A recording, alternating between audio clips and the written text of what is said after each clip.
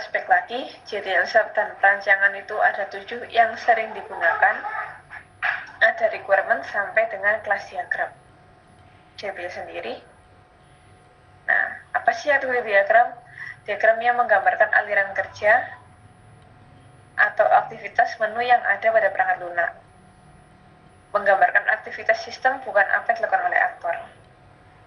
Kalau klik halaman ini keluarnya apa? Kalau salah apa yang ditampilkan kayak gitu.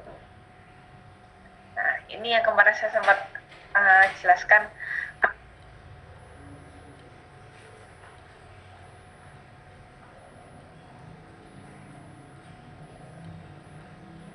Nah, subflow atau subproses yang dipanggil secara eksplisit dalam suatu event beserta kondisinya. Dan ketika subflow selesai, maka flow dari event yang memanggilnya akan dilanjutkan dari event tersebut. Subflow dapat memiliki alternate flow. Jadi begini teman-teman, untuk di description itu kan ada normal flow, ada alternate flow, ada subflow. Alternate flow ini atau bisa disebut atau exceptional flow itu maksudnya adalah decision. Gitu. Jadi subflow ini sebenarnya untuk memecah sebuah activity diagram yang terlalu panjang. Jadi biar pembacanya itu tidak membuat bingung. Contohnya subflow itu yang sering digunakan adalah kelola data.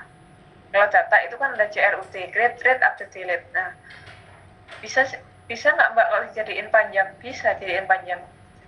Jadiin satu dia bisa. Tapi panjang.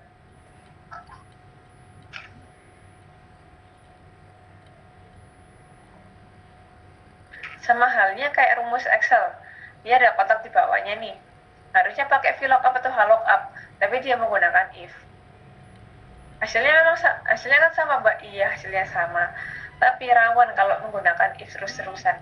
Jika if ini, atauan kayak gitu. Nah, dia kan hasilnya panjang. Sedangkan pakai VLOOKUP dia langsung hasilnya ketahuan. Sama halnya dengan subflow. Jadi biar prosesnya itu nggak terlalu panjang, biar tidak membingungkan, itulah dipisah-pisah. Subflow itu biasanya jika ingin menjalankan tambah data, maka jalankan subflow tambah data. Jika ingin mengubah, maka jalankan yang apa kayak gitu. Jadi setelah proses subflow ini selesai, dia kembali lagi. Apa yang kembalinya itu apa kayak gitu. Nah, sequence diagram. Sequence itu menjelaskan bagaimana suatu operasi dilakukan. Message atau pesan yang dikirimkan, kapan pelaksanaannya, dan digunakan untuk menunjukkan rantai pesan yang dikirim antara objek, juga interaksi antara objek. Sequence diagram ini kaitannya dengan database. Yang mengakses database ini yang mana? Tambah itu berarti kan create. Terus dia melihat data buku. Melihat data buku, berarti dia itu kan read. Nah, berarti kan bisa database. Kemudian lagi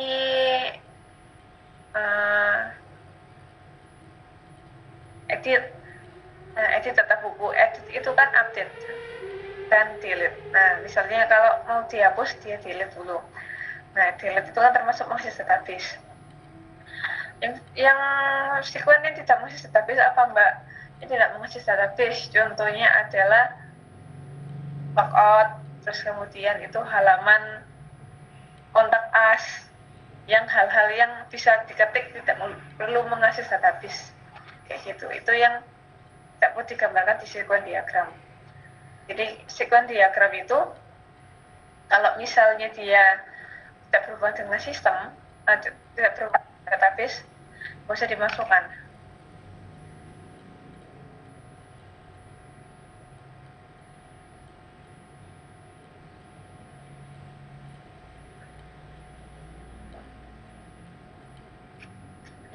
Mengakses database aja. Database-nya seperti apa? Framework-nya akan digunakan, mengikuti framework-nya. Bisa menggunakan MVC-nya CodeIgniter, bisa menggunakan MVC-nya Laravel kayak gitu. Ini contohnya dari Savlo. Ini nomor flow-nya. Perawat memilih menu data pasien. Bilang. Kemudian sistem menampilkan data pasien U1. Apabila perawat ingin menambahkan data pasien, maka dijalankan Savlo S1 tambah pasien. Yang selanjutnya, apabila perawat ingin mengubah data pasien, maka dijalankan Savlo S2 ubah pasien. Savlo-nya seperti apa? Sistem menampilkan data pasien U1. Perawat memilih tombol tambah data pasien. Sistem menampilkan pop-up tambah data pasien. Perawat menginputkan data pasien sesuai informasi pasien dan menekan tombol Add. Apabila terdapat form yang belum lengkap, maka sistem menampilkan pop-up peringatan data tidak boleh kosong. Apabila data pasien sudah pernah diinputkan sebelumnya, maka sistem menampilkan pop-up peringatan data pasien sudah ada, mohon cek kembali. Dan yang terakhir, sistem menampilkan data pasien yang telah diinputkan U1. Nah, ini normal flow-nya. Nah, dan ini adalah subflow-nya. Subflow-nya tetap ada yang namanya decision untuk pengejakan. Setelah dia ditambah, dia akan dikembalikan lagi ke normal flow-nya, kayak gitu. Oke, sampai sini ada pertanyaan mungkin? Atau masih bingung?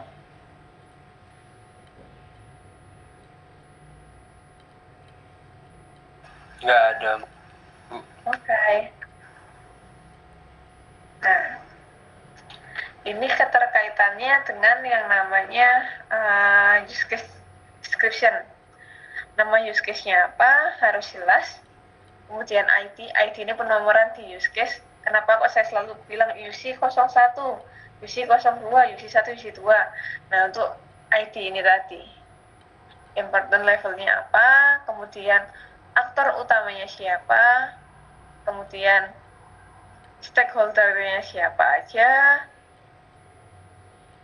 deskripsinya seperti apa, trigger, type-nya, kemudian relationship, normal flow-nya seperti apa, subflow-nya, dan alternate atau exceptional flow-nya. Jadi untuk yang description ini, kalau ditanya format yang yang bagus seperti apa sih Mbak? Format yang bagus sesuai dengan perusahaan perusahaan di software house-nya sih. Jadi nggak bisa dibilang, oh ini yang paling benar nih, nggak bisa. Jadi menyesuaikan software house-nya.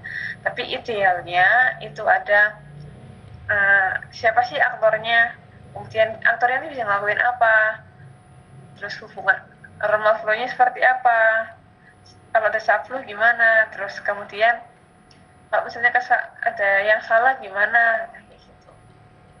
Jadi untuk yang siapa ini namanya description itu menyesuaikan aja. Sudah selesai. Oke, sampai sini ada yang mau ditanyakan?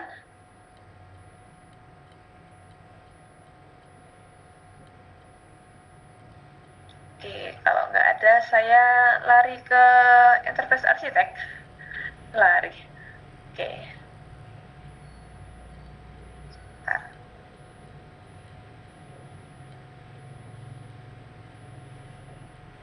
Oke, mantap.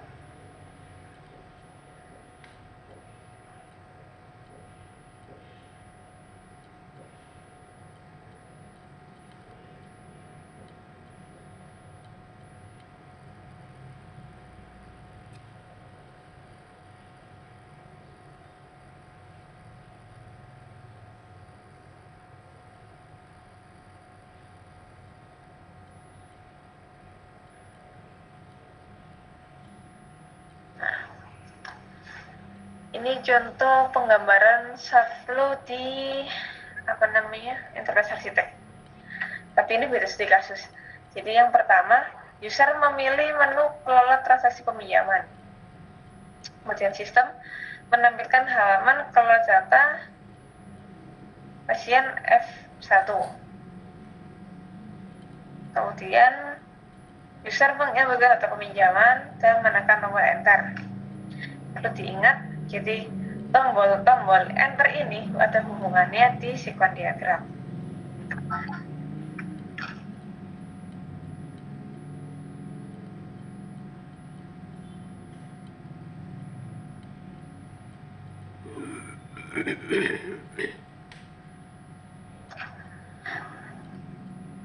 Decision-nya atau exception flow-nya, apakah semua form terisi? Jika tidak, menampilkan warning pop-up data tidak boleh kosong.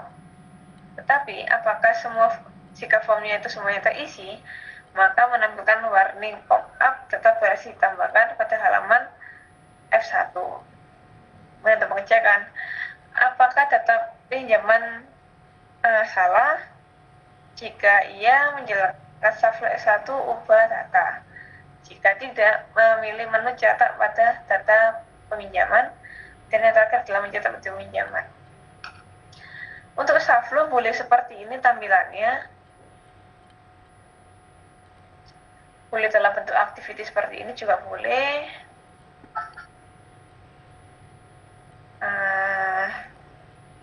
Ini lagi ya.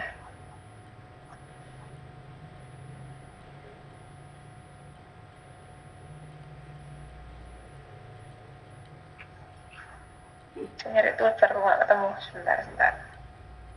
Mana ya dia ya? Activity sudah.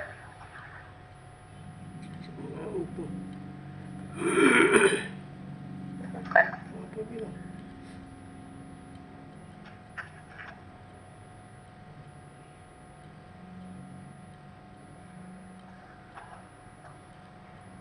Oh iya, kayaknya itu udah benar. Oke. Boleh seperti ini. Change ya, SYNCH, change kalau nggak salah bacanya. Kemudian bentuk seperti ini. Tidak salah kok kalau kayak gini. Nah.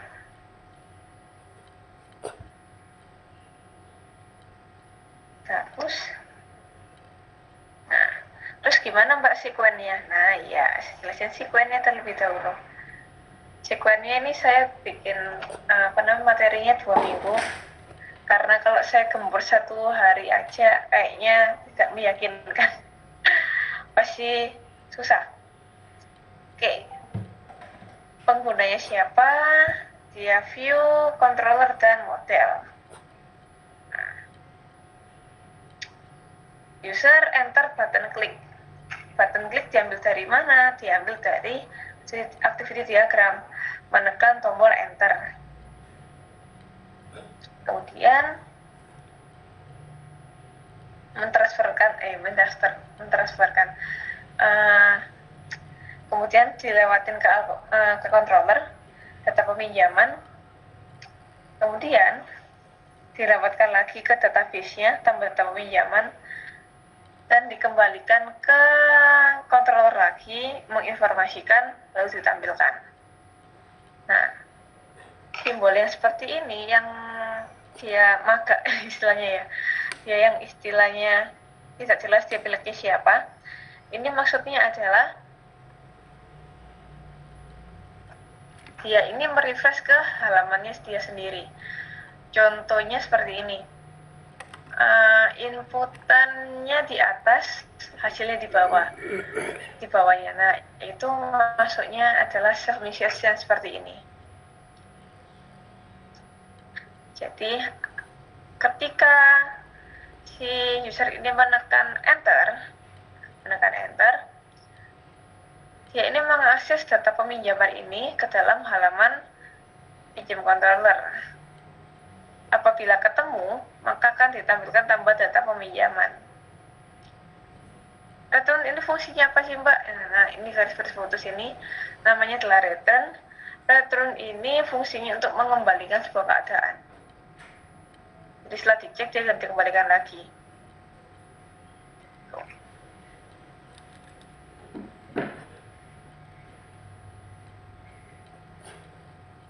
Sampai sini ada pertanyaan mungkin?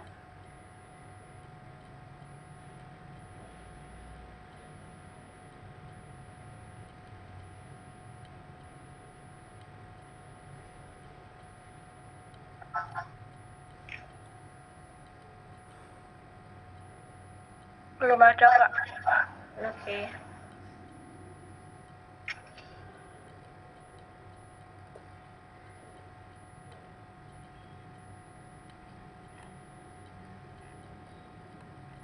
Ya, jadi nanti kalau misalnya Saflo itu kan ada 4 ya, yang sering digunakan RUD itu tadi.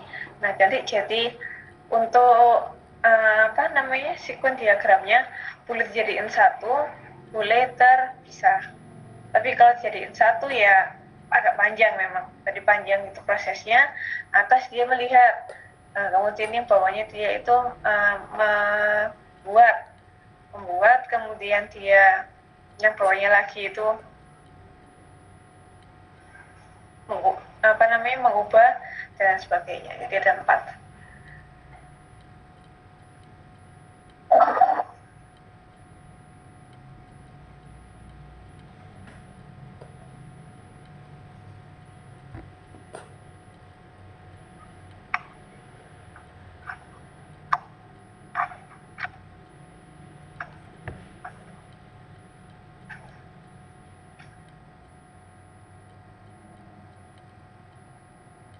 Nah, kemudian untuk yang Saflonya gimana, Mbak? Saflonya mengikutin aja. Jadi kan sebelumnya kan sudah digambarkan nih, membuat diagram seperti apa.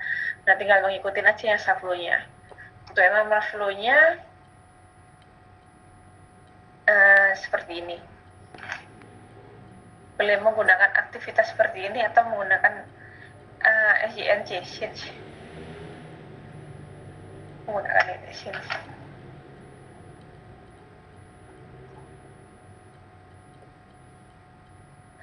Masih kurang 30 menit ini. Nggak ada yang tanya beneran, tak?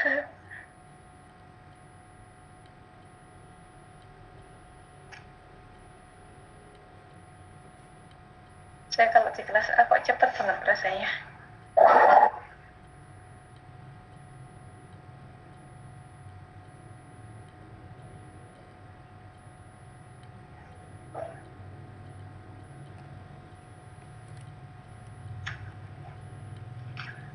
Iya, nggak ada yang tanya, tak?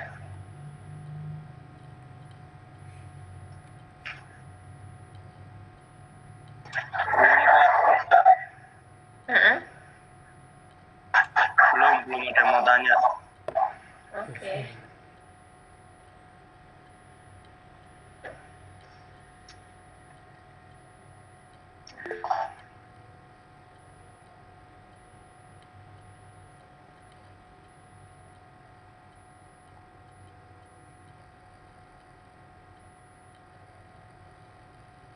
Oh ya. Untuk materinya memang saya nggak naruh di Elina karena memang aksesnya kalau ada praktikum ini saya langsung share ke Pak Eman. Pak Eman ini link praktikumnya, saya bisa kayak gitu. Tapi saya taruh di itu di Google Drive kemarin sama softwarenya juga. Bentar, saya stop dulu.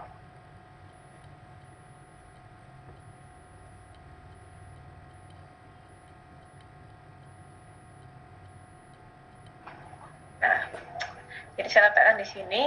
Di sini ada aplikasi pendukung dan metode praktikumnya. Terakhir itu kalau tidak salah yang keempat itu sudah saya masukkan. Ini yang kelima belum saya masukkan. Ya, insya Allah paling lambat lah. Saya taruhnya hari minggu lah mungkin, paling lambat. Jadi aplikasi pendukungnya di sini saya ada interpretasi teks, ada 2, yang versi 12 sama versi 15 yang saya gunakan. Kemudian ada Evolus Pencil untuk membuat user interface. Mungkin teman-teman kebiasaan menggunakan aplikasi yang wow itu, contohnya Corel,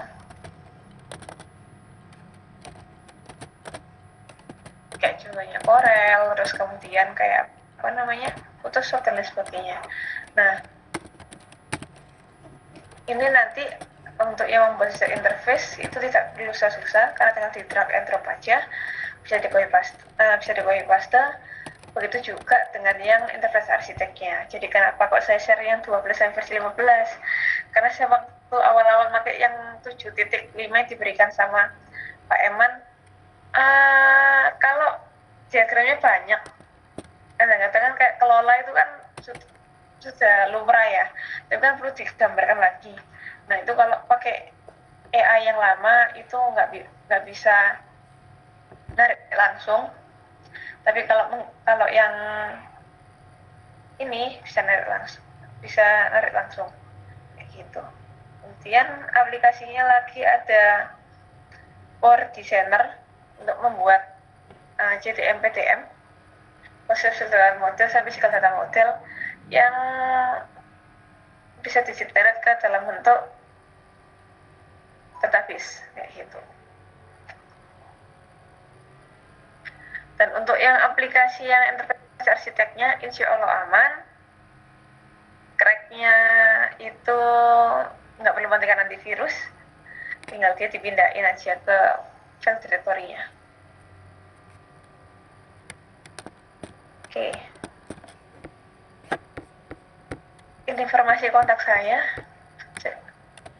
Ada yang tanya beneran tanya ini, ya ampun. Masih kurang 30 menit loh ini.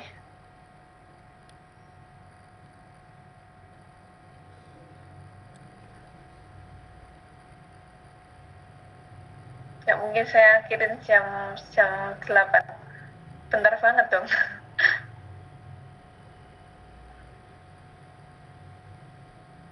Ini informasi kontak saya. Bagi teman-teman yang ingin bertanya, mau sharing-sharing atau mau konsultasi, saya persilakan. Ini cuma WA aja sih, Telegramnya nggak ada kayaknya. Cuma WA aja. Kalau misalnya teman-teman ingin sharing-sharing. Oh iya, mata kuliah ini itu prasyarat di mata kuliah semester 5 itu 5/6 kalau nggak salah, 5/6 namanya mata kuliahnya perancangan ya kalau nggak salah, perancangan atau pengembangan sistem informasi, sama satu lagi adalah sistem informasi akuntansi. Jadi nanti kalau sudah ngikutin mata kuliah ini, harapannya itu nanti bisa membangun sebuah aplikasi. Tuh. Saya lanjutkan dikit-dikit ya. Sebenarnya agak gimana gitu, ada yang tanya.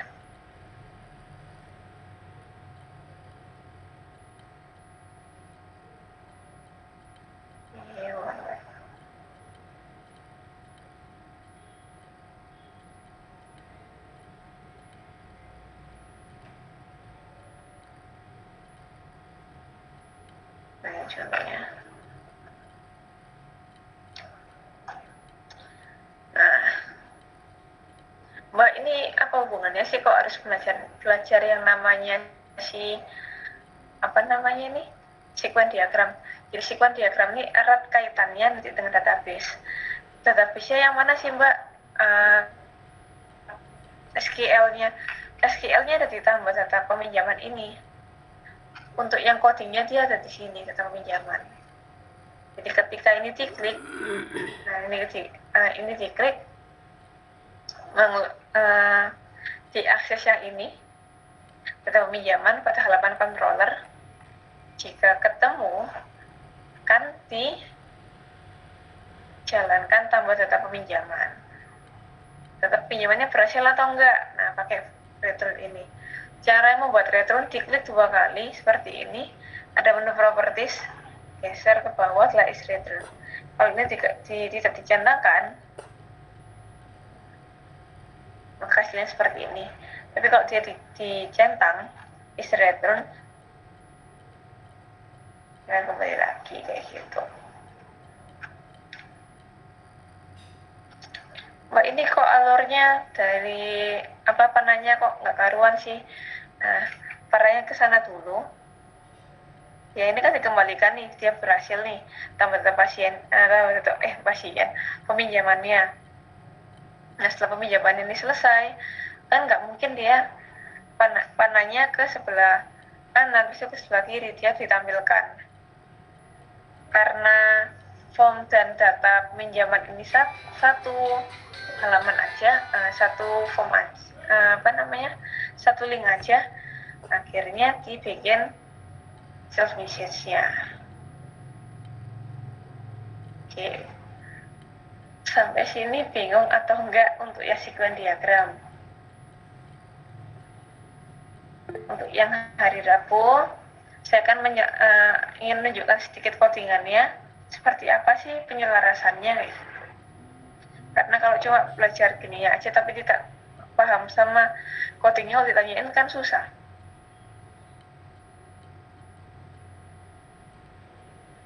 Nah, sampai sini ada pertanyaan lagi atau enggak?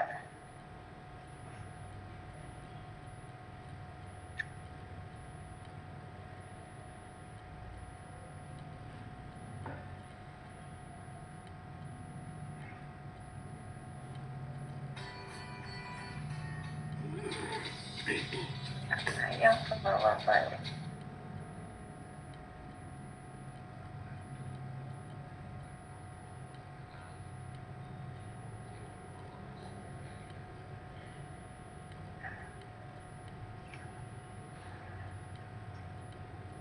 Nah, kalau misalnya, ini misalnya aja sih, teman-teman itu datanya banyak, formnya banyak nih. Nah, formnya banyak dari NIK sampai ke tempat pendidikan. Nggak bisa Mbak kalau misalnya tak jadiin satu halaman, pasti nggak cukup. Ya udah, dibikin aja baru. Bikin baca baru yang namanya tuh 2 kali hasil apa ya, berarti halaman apa,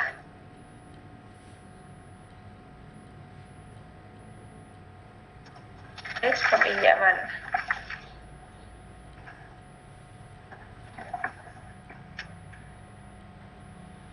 Karena dia tidak akses ke halamannya sendiri, jadi kita hapus message-nya, kita kembalikan ke list peminjaman. Wah.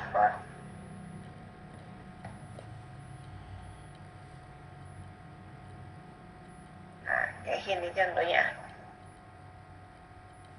Kalau datanya dia banyak, data yang formnya dia ada banyak, kan nggak mungkin form terus kemudiannya bawahnya adalah dalam tugas yang izin, kan nggak mungkin, bisa dibikinkan ruang khusus gitu.